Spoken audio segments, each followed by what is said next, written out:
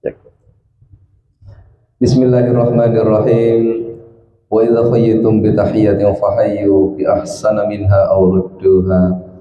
Assalamualaikum warahmatullahi wabarakatuh.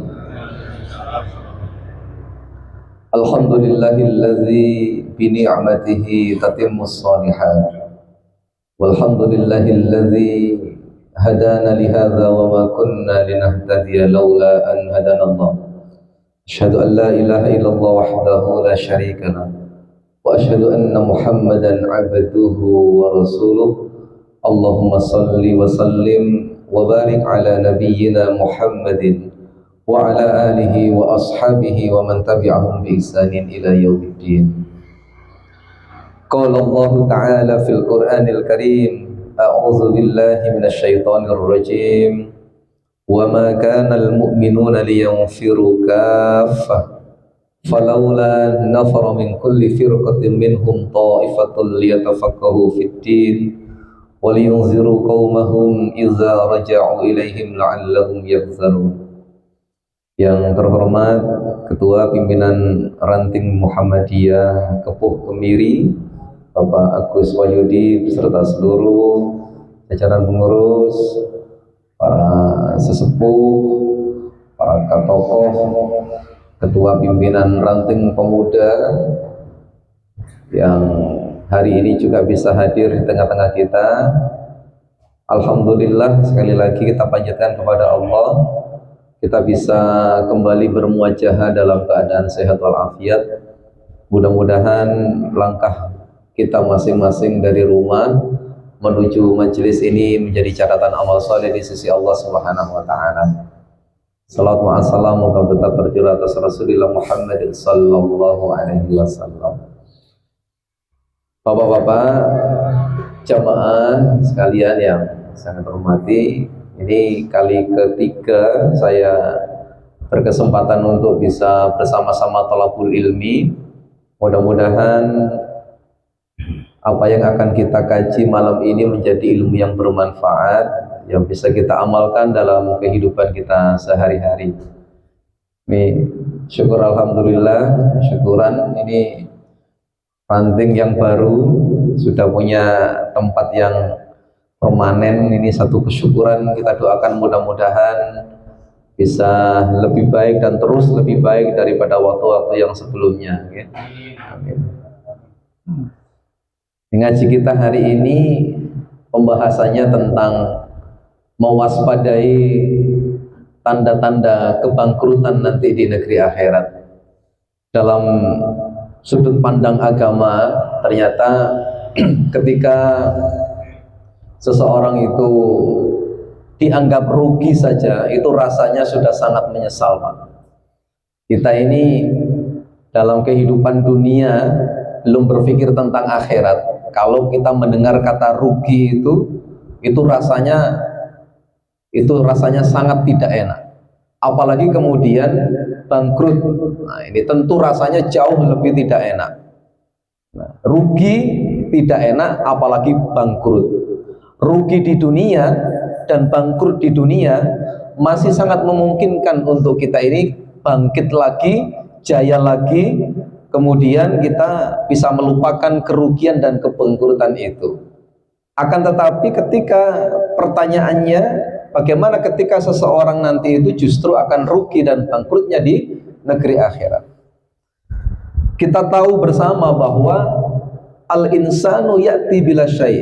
Jadi manusia datang ke dunia ini tanpa membawa sesuatu. Itu Allah firmankan dalam Quran surat An-Nahl ayat 78. A'udzubillahi minasyaitonir rajim. Wallahu akhrajakum min butuni ummahatikum la ta'lamuna syai'an. Dan Allah lah yang kemudian mengeluarkan kita semua dari perut ibu kita masing-masing dalam keadaan tidak mengetahui apapun. Lalu Allah memberikan rahman dan rahimnya.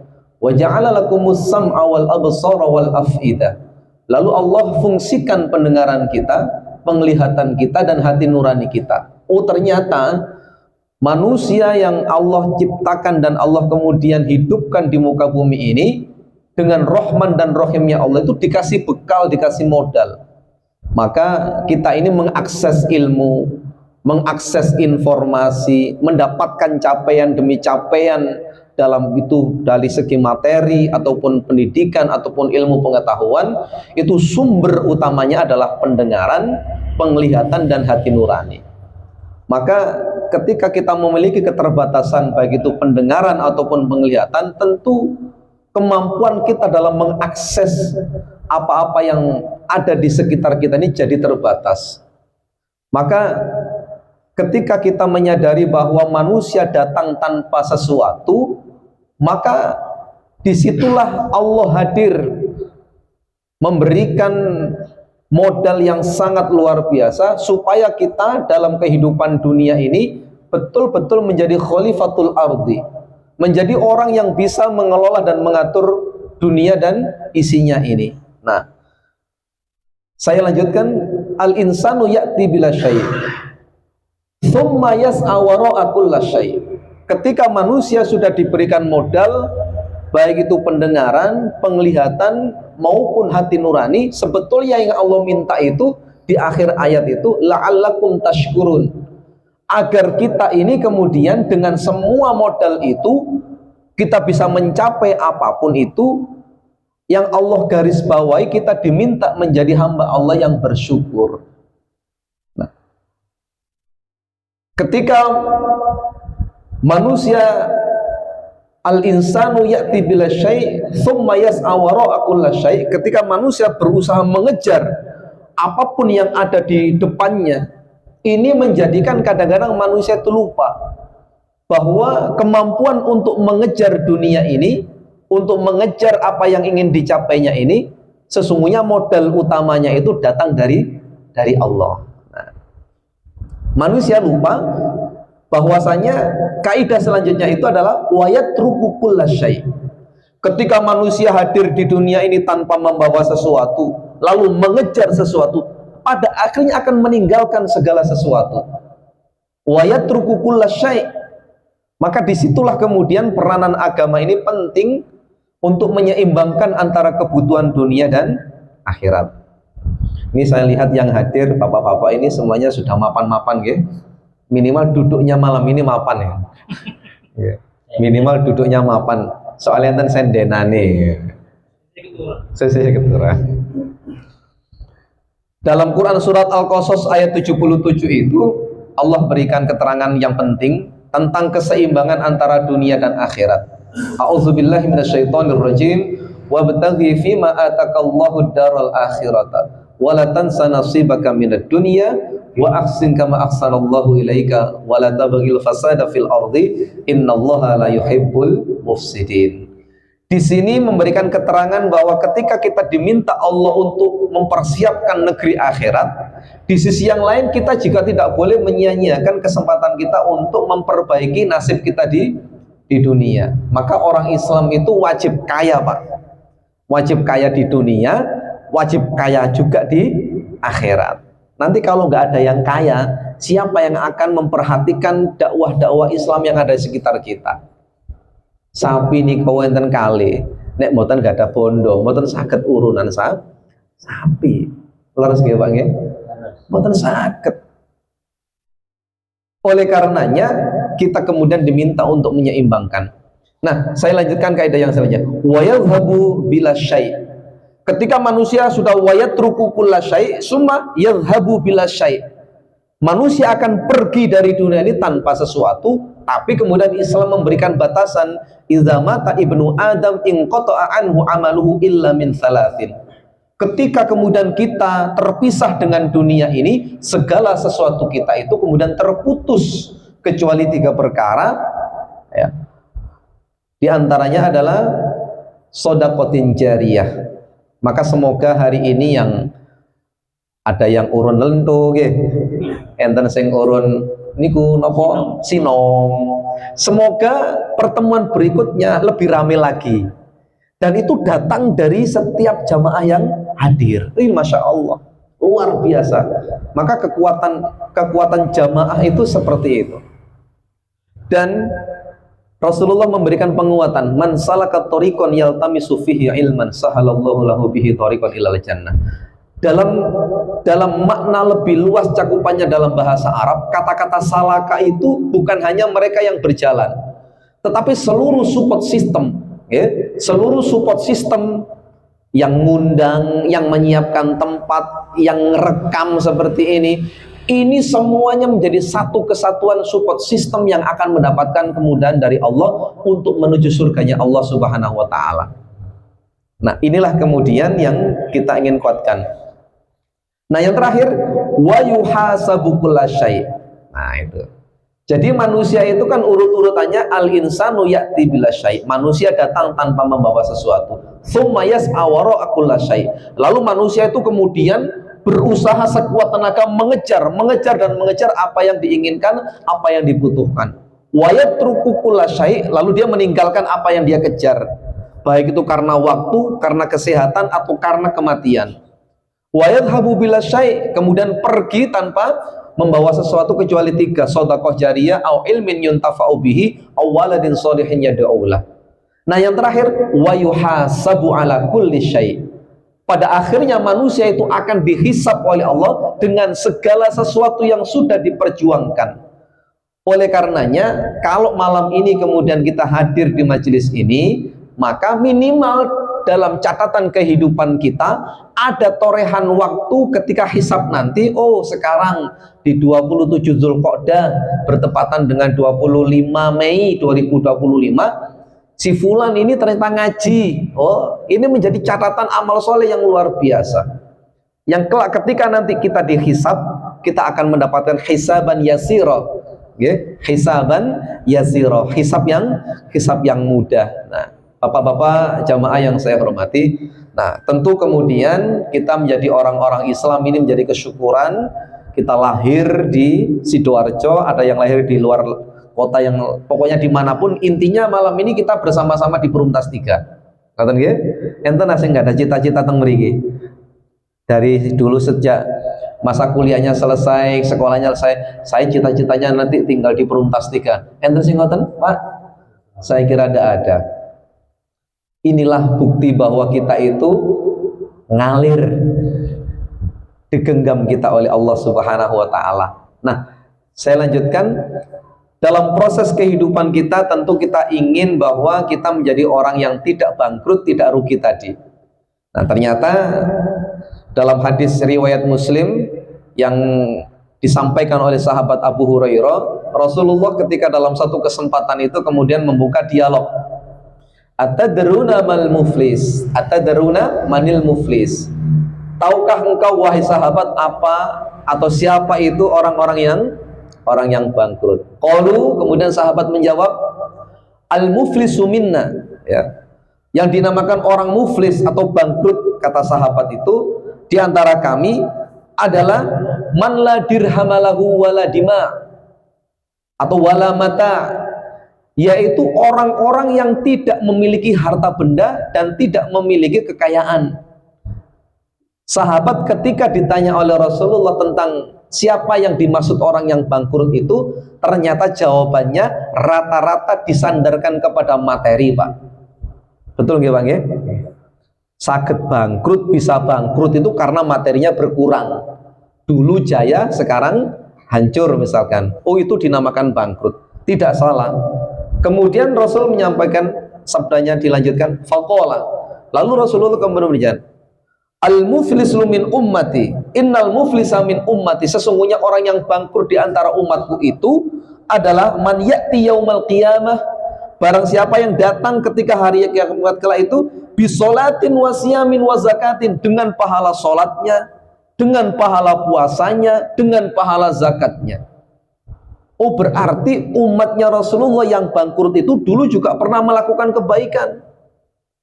Jadi orang bangkrut itu kan orang yang punya, ya Pak, ya. Mungkin nggak orang miskin dikatakan bangkrut, Pak. Apa yang mau dibangkrutkan? Nggak bisa. Orang bangkrut itu dulunya kaya, jadi tidak punya, itu namanya bangkrut. Sama kemudian ketika konsep itu ditarik ke akhirat. Jadi orang yang muflis itu, orang yang bangkrut itu, kata Rasul, orang yang sudah datang nanti di hari kiamat dengan pahala sholatnya. Berarti sholatnya lancar. sholatnya taat, sholatnya tertib, sholatnya 5 waktu, bahkan bisa jadi di awal waktu dan selalu berjamaah. Wa zakatin, dan juga tidak pernah meninggalkan zakat. Waktunya zakat fitrah ya zakat fitrah, waktunya zakat mal ya zakat mal, zakat perdagangan ya perdagangan, pertanian ya pertanian, dikeluarkan zakatnya. Wasiam, dan juga berpuasa. Tapi di waktu yang sama, ketika seseorang itu melakukan sholat, membayar zakat dan berpuasa, tapi di sisi yang lain wayati qad syatama hadza, tetapi dirinya tidak sanggup mengontrol untuk tidak memaki orang lain. Nggih sholat tapi maki tetap jalan. Tapi enten mriki mboten enten nggih. Kalau di sini tidak ada ya Pak ya. Yang suka maki-maki tidak ada ya Pak ya. Ya, menghina tidak ada ya Pak ya. Nggih. Sekarang tidak ada. Oh, enten ya. Kemudian wa qazafa hadza, yaitu kemudian orang yang pernah menuduh orang lain tanpa bukti, itu berarti apa namanya Pak? Kalau menuduh tanpa bukti namanya fitnah. Dan dikatakan dalam Al-Qur'an al-fitnatu asyaddu minal qatl, bahwa fitnah itu jauh lebih bahaya daripada pembunuhan. Maka mari kita hindarkan diri kita Pak dari mencaci maki, dari memfitnah orang. Nah, mencaci maki dan memfitnah itu pekerjaannya apa Pak? Dari tubuh kita, pekerjaannya siapa? Halo? Yang bisa mencaci dan memfitnah itu apa Pak? Lisan, mulut kita. Lisan kita. Bapak-bapak mohon izin, di depan kita ini kan napa namanya kata niki? Lho mboten alatnya nih, wadahnya nih, tremos, Pak. Tremos kalau diisi sinom, jenengan pencet, keluarnya sinom. Sangat mustahil kalau di dalamnya itu diisi sinom, ketika dipencet keluar kopi. Kalau ingin tahu apa yang terkandung dalam diri seseorang, maka cukup lihat apa yang diucapkan. Manusia itu ibarat teko, ibarat tremos. Apa yang terkandung di dalamnya itu dikeluarkan oleh lisannya. Kalau ingin tahu seseorang itu baik dan tidak, lihat lisannya, lihat perkataannya. Apakah perkataannya lebih banyak kemudian menyenangkan hati orang, atau justru menyusahkan dan menyakiti hati orang? Itu dilihat dari lisan, dan lisan tidak bisa berbohong. Meskipun kalau sudah terbiasa bohong, kadang-kadang ya jadi profesinya pembohong. Ini belum boten wonten. Ya mulai ini mancing-mancing. Nggih. Pak, sehat nggih Pak nggih? Kira-kira Pak, kira-kira lisan kita ini selama kita hidup di dunia ini lebih banyak menjadi lisanan yang zakiran, yang banyak memuji Allah, berzikir kepada Allah, atau justru menjadi lisan yang banyak menyakiti hati orang? Kita yang tahu Pak ya. Maka dalam Islam itu kemudian, man kana yu'minu billahi wal yaumil akhir falyakul khairan aw liyasmut. Barang siapa yang beriman kepada Allah dan hari akhir, hendaknya berkata itu yang baik saja. Jika tidak sanggup berkata yang baik, sebaiknya diam. Maka diam belum tentu tidak tahu, diam belum tentu tidak ngerti, diam belum berarti bodoh. Diam itu artinya kemudian lebih waspada dan melihat sekelilingnya apakah perlu untuk bersuara atau tidak. Ya. Jadi kalau untuk mengukur seseorang itu, kalau pandai berbicara belum tentu itu pinter, karena ada peribahasanya, tong kosong nyaring bunyinya. Maka disitulah kemudian peran kita. Maka mari kita betul-betul jaga lisan kita. Kemudian saya lanjutkan, wa akala mala hadza. Dirinya sholat, dirinya zakat, dirinya berpuasa, tapi di sisi yang lain kemudian mengambil hak orang lain, mengambil harta orang lain. Ini tanpa kita sadari, kalau kita mengambil hak orang lain, itu secara tidak langsung kita sudah menzolimi orang lain, Pak. Apalagi yang terstruktur, mengambil hak orang lain, direncanakan sistematis. Ada Pak begitu Pak? Yang berusaha untuk mengambil jatah orang lain, hak orang lain, strukturnya sistematis sekali. Ada. Nah, makanya Islam itu kemudian sangat indah. Kalau bukan milik kita ya tidak usah diambil. Kan prinsipnya begitu nggih Pak nggih. Mudah-mudahan kita ini menjadi orang yang berkecukupan, ya, menjadi orang yang qanaah. Ya, kata ini, kalau statementnya Gus Baha itu, seseorang itu tidak akan pernah bisa bersyukur kalau alat ukurnya itu adalah kenikmatan orang lain. Seseorang itu tidak akan bisa bersyukur kalau alat ukur kenikmatannya itu adalah kenikmatan orang lain. Maka harus kita kembali kepada diri kita sendiri. Saya lanjutkan hadisnya Pak. Wasafaka dama hadza. Jadi orang yang nanti akan bangkrut itu, ya saya ulang, yang pertama itu orang yang suka mencaci orang lain, mencaci maki orang lain. Orang itu mencaci maki orang lain itu karena merasa dirinya itu lebih daripada orang yang dicaci, atau merasa dirinya yang paling benar, itu bisa mencaci gitu. Kemudian yaitu orang-orang yang senantiasa memfitnah. Nah ini, menuduh tanpa bukti. Ini kalau dalam konsep agama kita, apalagi yang dituduh itu tentang perselingkuhan misalkan Pak, tentang perzinahan. Kalau menuduh seseorang berzina, orang baik-baik dituduh berzina dan tidak bisa menghadirkan dua saksi, maka yang bersangkutan itu harus Pak? Dicambuk 50 kali. Ya, dicambuk 50 kali. Itu menuduh, karena dampak daripada tuduhan atau fitnah itu sangat luar biasa bahaya.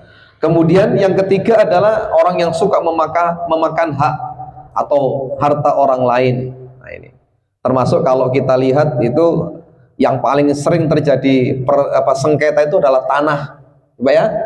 Tanah itu makan haknya luar biasa, diukur 10 meteran, kemudian ternyata dia bisa jadi 11, kita jadi 9. Nah itu kan banyak hal-hal yang terjadi seperti itu. Nah ini berikutnya adalah mereka yang menumpahkan darah. Nah hari ini Masya Allah Pak, kasus-kasus pembunuhan di media sosial itu seakan nyawa itu sekarang sudah tidak lagi berharga.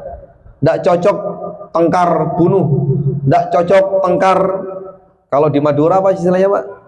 Nah Masya Allah, yang terbaru kemarin ya Pak, di RSUD Pamekasan itu kan terjadi carok yang luar biasa. Nauzubillah. Dan anak-anak kita, mohon maaf, ini mumpung hadir pimpinan ranting pemuda Muhammadiyah dan bisa menjadi bahan kajian ketika mengumpulkan para pemuda. Hari ini pemuda kita sangat betul-betul miris ya, ketika yang dilakukan itu selalu dekat dengan game online ya, dengan macam-macam itu, yang mempengaruhi akal pikirannya itu adalah kekerasan. Naasnya Pak, di game online itu ketika, ini tentu game yang bahaya ya Pak ya, yang baik juga banyak. Naasnya ketika sanggup membunuh, dia dapat level Pak, dapat reward gitu loh. Ketika dalam game itu mampu dia membunuh musuhnya, itu dapat reward. Terus begitu. Akhirnya dalam kehidupan nyata, anak-anak ini rasa belas kasihannya itu Pak berkurang. Ketemu dengan teman-teman yang satu frekuensi, yang sama-sama tidak punya belas kasihan. Akhirnya yang terjadi apa Pak? Marak. Ya. Kalau di Sidoarjo ini sebenarnya sudah istilahnya apa Pak? Waspada gangster ya. Itu sudah siaga sebetulnya, mengerikan. Apakah mereka bukan bagian daripada anak-anak orang Islam? Anaknya orang Islam. Apakah mereka miskin? Tidak, mereka kaya. Tapi karena kemudian yang terjadi seperti itu, maka Pak, membunuh menjadi hal yang sangat biasa. Kemudian saya lanjutkan, waduri bahada, dan mereka yang terakhir itu yang akan Menjadi orang yang bangkrut itu adalah yang suka memukul orang lain. Ya, memukul dalam artian menjadikan kekerasan dalam kehidupannya untuk orang lain ini juga hal yang sangat sangat bahaya. Fayu'ta hadza min hasanatihi wa hadza min hasanatihi, dan kemudian seluruh pahala kebaikan yang sudah dilakukan, sholatnya sudah dilakukan, puasanya sudah dikerjakan, zakatnya ditunaikan, seluruh pahala-pahala yang sudah dikumpulkan itu akan diberikan Pak kepada orang-orang yang saat itu dizolimi, dicaci maki, ya, dituduh, kemudian diambil hartanya, kemudian difitnah atau ditumpahkan ataupun dipukul dirinya. Kebaikan-kebaikan yang kita lakukan selama ini yang kita anggap baik itu kemudian kita berikan kepada orang yang kita zalimi. Hatta, dan jika kebaikan-kebaikan yang kita kerjakan ini yang kita berikan kepada orang yang kita zalimi ini tidak sanggup menebus dosa kita, maka dosa orang yang kita zalimi itu ditimpakan kepada kita. Sampai pada akhirnya kita akan dilemparkan Allah ke dalam neraka. Nauzubillah tsumma nauzubillah. Bapak-bapak, jamaah serta adik-adik yang sangat saya hormati, ini menjadi cambuk untuk kita semuanya bahwa hablum minallah itu sangat penting. Saya ulang, hablum minallah itu sangat penting. Tapi hablum minan nas justru yang akan menjadi penyebab gugurnya hablum minallah. Dalam hadis riwayat Muslim ini dijelaskan bahwa hablum minallah, zakat, sholat, puasa itu hablum minallah. Tapi ternyata itu semuanya bisa gugur karena kita tidak sanggup menjaga hablum minan nas. Oleh karenanya dalam kesempatan kajian malam ini, garis bawahnya adalah pentingnya untuk selalu menguatkan hubungan vertikal kita dengan Allah, dan ternyata juga kita sangat penting menjaga hubungan kita dengan sesama manusia. Dengan begitu kita akan menjadi pribadi-pribadi yang tidak akan bangkrut ketika nanti di akhirat. Justru di dunia kita akan menjadi orang-orang yang dirindukan kehadirannya oleh orang-orang yang ada di sekeliling kita. Itu yang bisa saya sampaikan. Barangkali ada feedback ataupun tanya jawab, monggo. Atau kalau sudah dirasa cukup, nanti kita tuntaskan demikian. Itu dulu dari saya. Barangkali ada yang memberikan feedback, monggo. Tapi jika tidak, nanti saya langsung kembalikan kepada MC.